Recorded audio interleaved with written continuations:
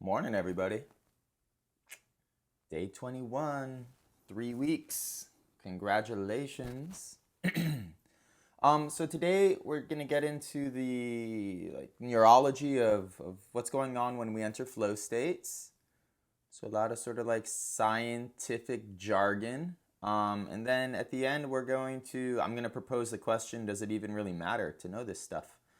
But here we go. So when you enter flow states, the first thing that starts to happen, and you can sort of experience this or understand this through your personal experience, is that the brain shifts.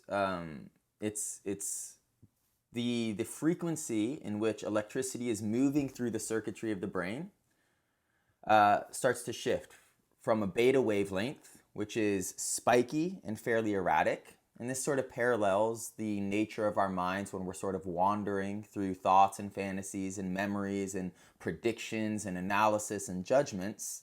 That psychological, experiential sort of reality for us is observable in a parallel way with the nature of the wavelengths of the mind. And so that's just an interesting it's an interesting commonality that our experience reflects our reality, that our subjective experience reflects a measurable physical reality.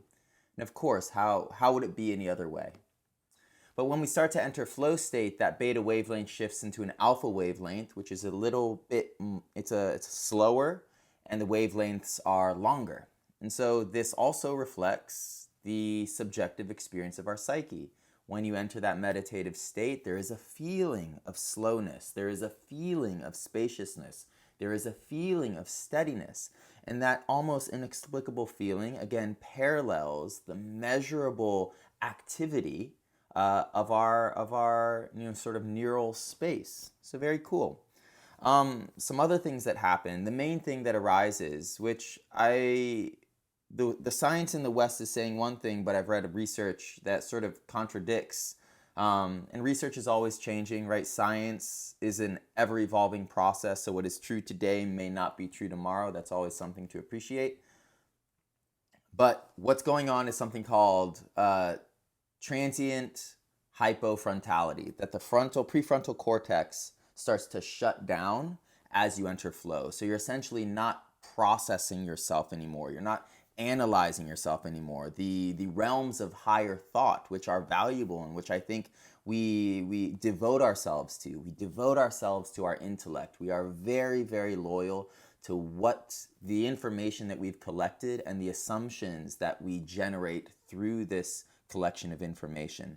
That analysis and self-reflection of said information, your identity is you can say is a cluster of precious information, the most precious information you have that identifies and sort of stabilizes your concept of self. All of that starts to shut down. This is called transient hypofrontality, so momentary shutting down of the prefrontal cortex. And again, this physical measurable metric is so reflects so well the experience of our practice. We just cease to exist for a breath or 5 minutes or 10 minutes. So this part of the brain, all the electricity starts to disappear.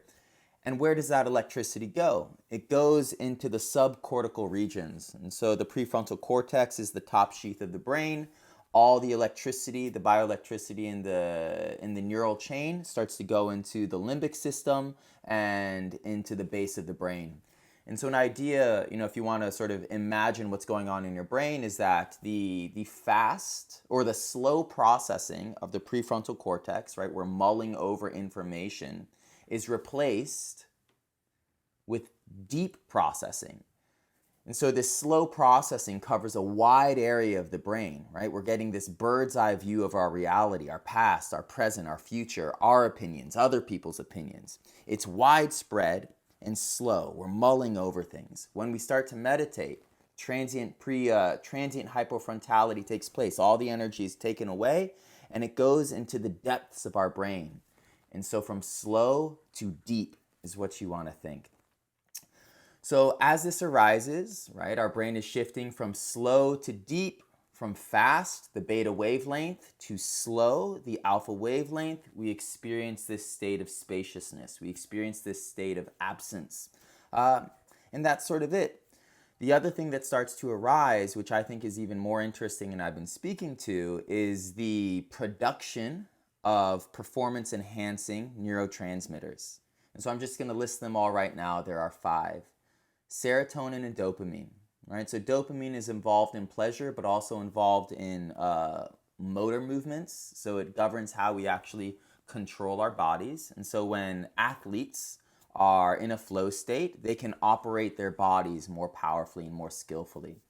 Serotonin is involved in pleasure again. Oxytocin is released, and this is involved in our sense of relationships and bondedness to our social networks. And so this matches very well with why so many meditative practices encourage compassion, encourage connectivity, and why at the end of a session, and we'll do it today, if I cue you to think about someone you love, you really feel that you love them more than otherwise. And that's because you're dripping with oxytocin, that you've generated that chemical for yourself, and now there's this really cool positive consequence. So serotonin and dopamine, pleasure enhancing or mood enhancing, oxytocin, bondedness or sort of like social awareness enhancing. And then we have anandamide. And so anandamide, the root of ananda, comes from Sanskrit. So it means internal bliss. And anandamide reduces pain. And so a huge aspect of meditation supports people that have chronic pain. And what they discover is, there's a lot of nerve damage sort of syndromes that exist, and that these people that are sort of plagued with chronic pain, they discover to their bewilderment that just meditating dissolved the pain. And it's not necessarily that the body or the pain was healed. It was repressed by uptake of anandamide. And so anandamide is an endocannabinoid, right? Cannabis makes the body feel good. Endocannabinoid is a chemical that essentially has a similar chemical structure that is produced within the body. And so anandamide is created. And when you're meditating and your body's sort of achy or your foot's falling asleep and then all of a sudden you feel good, you just want to know, my anandamide has increased. And I've done that by just sitting down and breathing slowly and focusing and being present to the moment. And then the last is norepinephrine. And so norepinephrine increases, this is the most interesting in my opinion, norepinephrine increases blood pressure. And so it actually wakes us up to our reality. It primes us to interact with a living and dynamic world. And so it's a eustress, right? Eustress is positive stress. And so if you take a look at this cocktail, it's making us feel good physically. It's supporting our sense of bondedness to our social networks in the world. And if you're involved in sort of like heavy philosophy, it gives us a sense of bondedness to ideas like the divine, to ideas like the now, right? The present moment as a relationship. Norepinephrine wakes us up. It motivates us to interact with our world in a positive and sort of a productive way. And then anandamide makes the body feel good. I think I already said that. And so overall, this is a performance-enhancing space that you are generating through will. Cool, and that's about it. So a lot of science. Then the question is, does it matter? In some respects, yes. If you want to become very sophisticated with your control over the practice and you want to sort of escalate into like this pro level, I think this information supports you, because as these effects arise, they are signposts telling you, okay, I'm doing it right. What am I doing right now to generate this experience? Let me start to tailor my practice. And these are details that only you would notice if you're paying attention. But let me tailor my practice and continue what I'm doing right now or what I'm doing in this session to generate this more consistently. But if you're sort of here, just to enjoy it, the experience will arise either way. I don't know how important this is to know. The experience surpasses the knowledge of the experience, right? The idea of life, the idea of the Himalayas, the idea of going to the Serengeti is nothing compared to actually living life, actually going to the Serengeti, actually having the moment.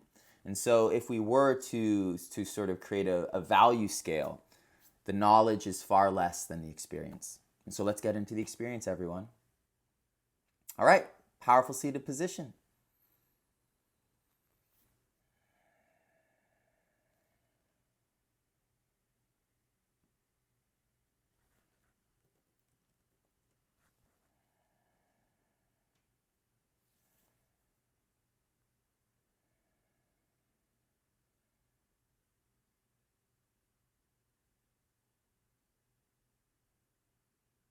So the first couple moments of your practice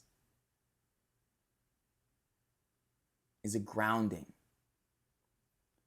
And what you're experiencing in this transition of grounding is a shift from beta wavelengths within the mind, spiky, fast, erratic, to alpha wavelengths, slow, steady, stable.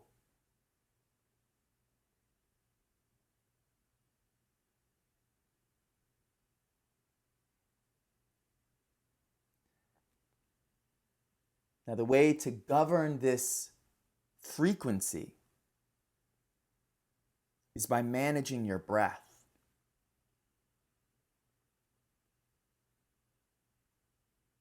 When the breath is steady and stable and calm, the brain is steady, stable, and calm. This is the proposition. Your job now is to test that proposition. Commit to the steadiness of your breath. Observe the consequence.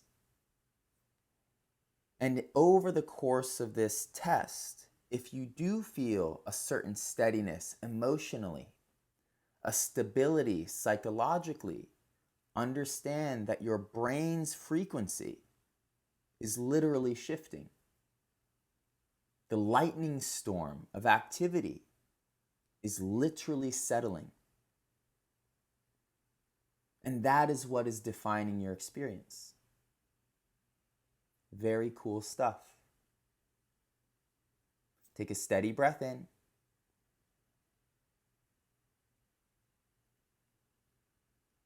And a steady breath out. Beta to alpha.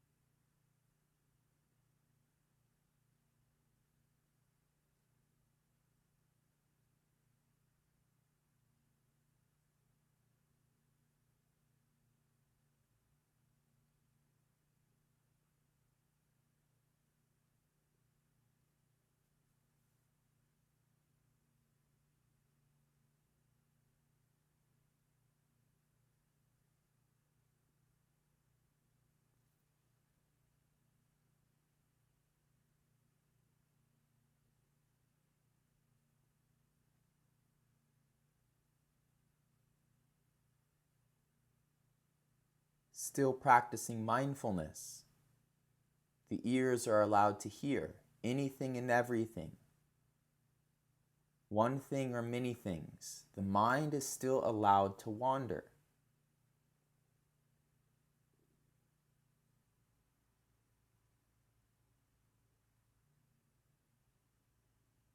You're still with the now. But there is a gentle emphasis on the breath.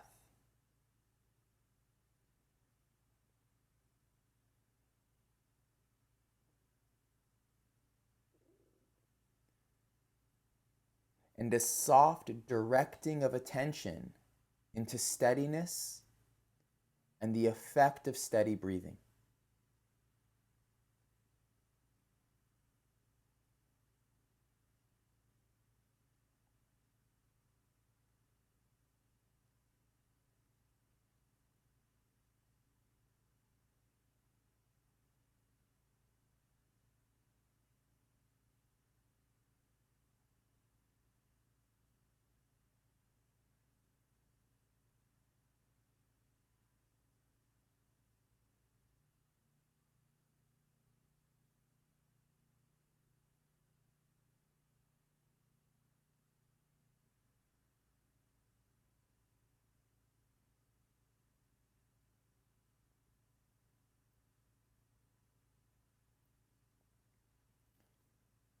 And now slow the breath even more.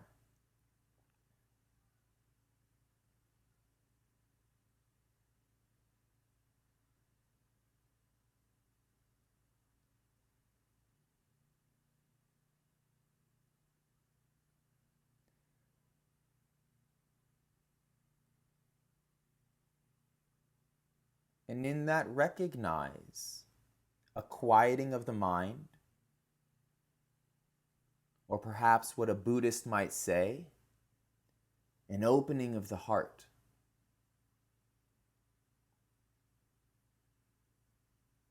Beta to alpha.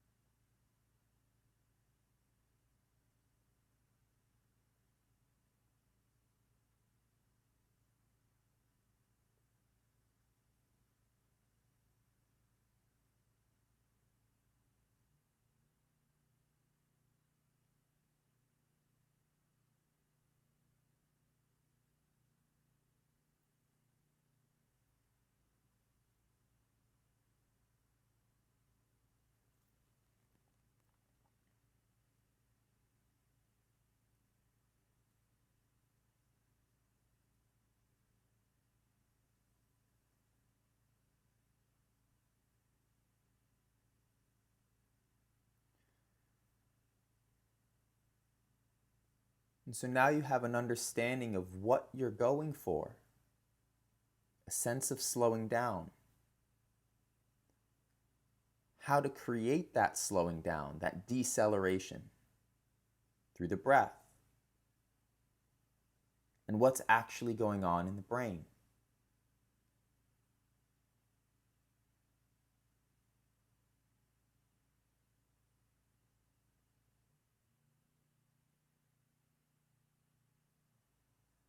All of this information gives you feedback.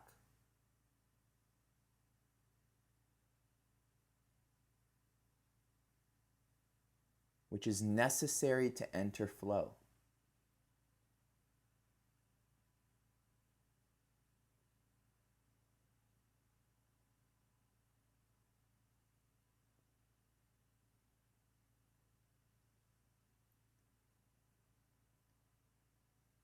From this steadiness,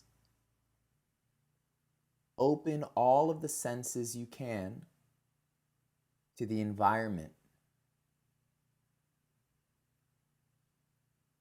Imagine endless streams of data, sound, sensation, and even thought coming in through open channels.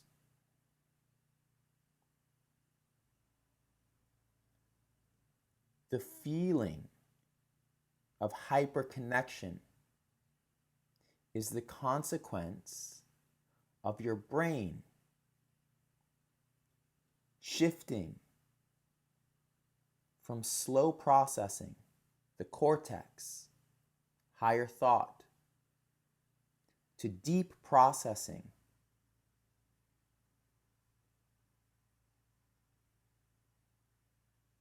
instinctual programs, older programs that originate in the middle and base of the brain.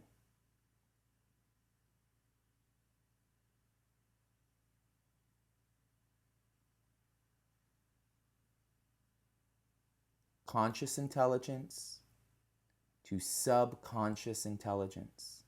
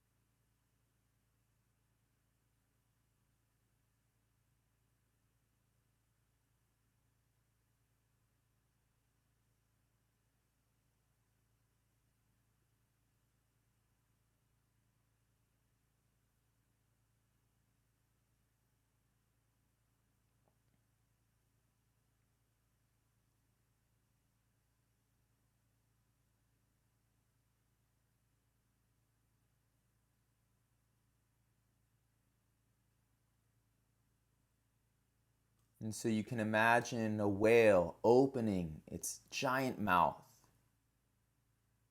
collecting everything in its way. Krill and fish and plastic, without discretion. And this is your mind.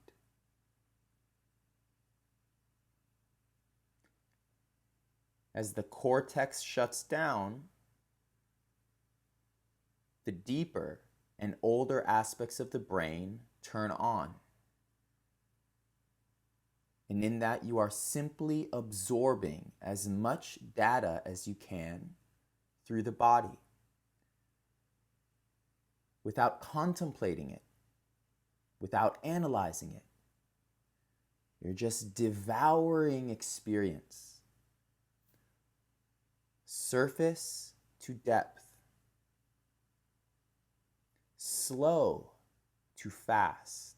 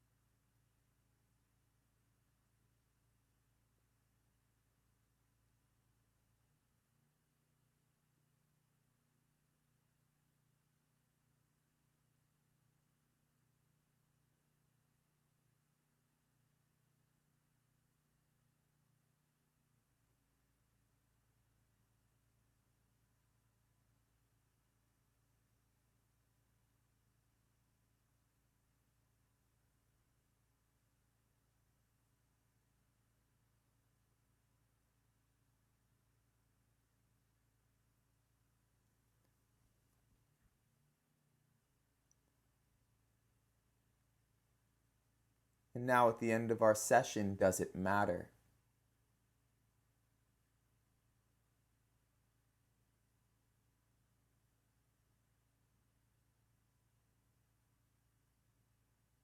The significance of mindfulness is its simplicity. Just sit here. Let what arises arise. If flow arises, flow arises.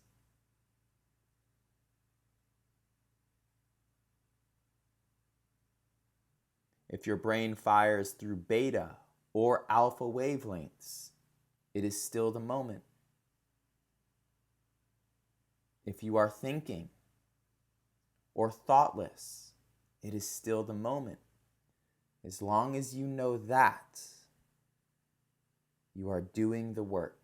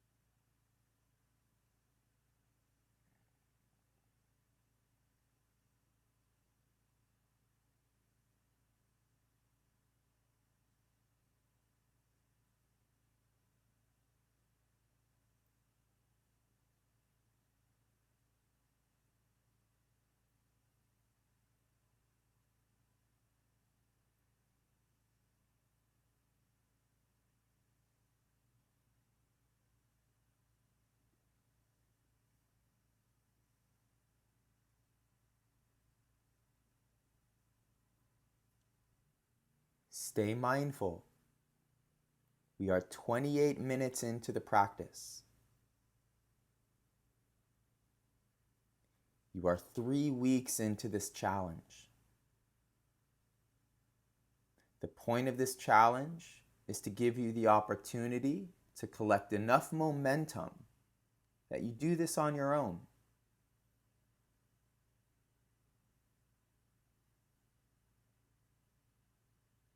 And so now we will start to end our practice in aloneness.